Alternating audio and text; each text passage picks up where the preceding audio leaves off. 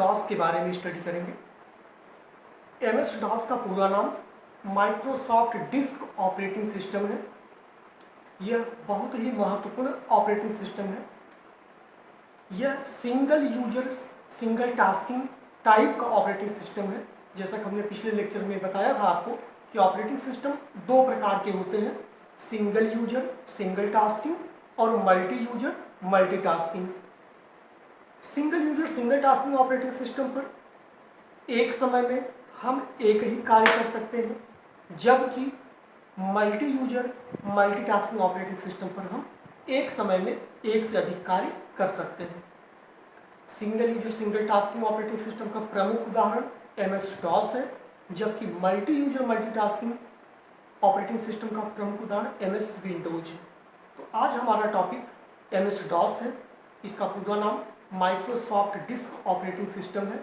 इसका development Microsoft corporation USA ने किया था और परिभाषा के अनुसार आपको बताया हमने कि इस प्रकार के ऑपरेटिंग सिस्टम पर हम एक समय में मात्र एक कार्य कर सकते हैं।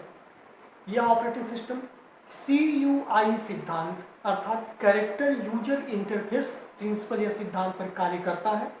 इस सिद्धांत के अनुसार कंप्यूटर को जो भी निर्देश हमें देने होते हैं, हम कंप्यूटर को जो भी निर्देश देना चाहते हैं वो शब्दों के रूप में होते हैं, संकेतों के रूप में होते हैं, जिन्हें तकनीकी तौर पर कमांड कहा जाता है। आदेश निर्देश जो भी कह ले आप, वैसे कमांड शब्द है। और डॉस में कमांड दो तरह के होते हैं।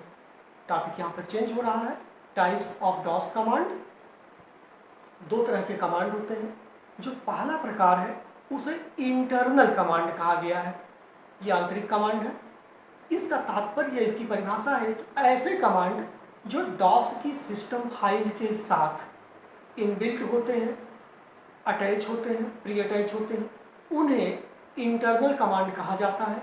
जैसे date, time, volume, version, CLS आदि कमांड ये इंटरनल श्रेणी में आते हैं। इनका तात्पर्य ये है कि जब कभी भी हम MS DOS को अपने कंप्यूटर पर लोड करते हैं तो इंटरनल कमांड स्वयं उसमें इंस्टॉल हो जाते हैं, उन्हें हमें अलग से व्यवस्थित करना नहीं पड़ता है। दूसरा महत्वपूर्ण जो प्रकार है वो एक्सटर्नल कमांड का है।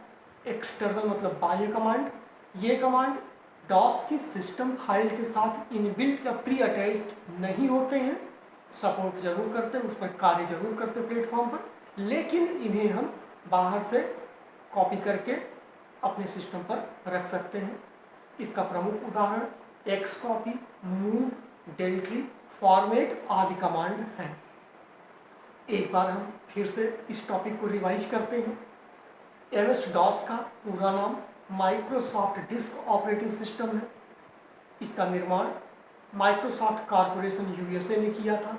यह एक प्रकार का single user single tasking operating system है जो CUI सिद्धांत पे काम करता है।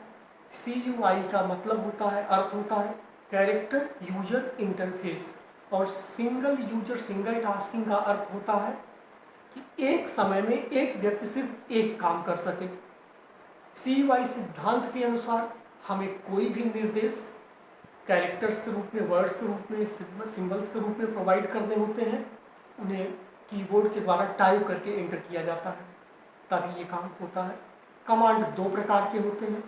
पहला प्रकार इंटरनल कमांड कहलाता है जो DOS की सिस्टम फाइल के साथ अटैच होता है, जबकि दूसरा प्रकार एक्सटर्नल कमांड कहलाता है जो DOS को बाहर से सपोर्ट करता है लेकिन उसकी इंटरनल फाइल के साथ अटैच नहीं होता है।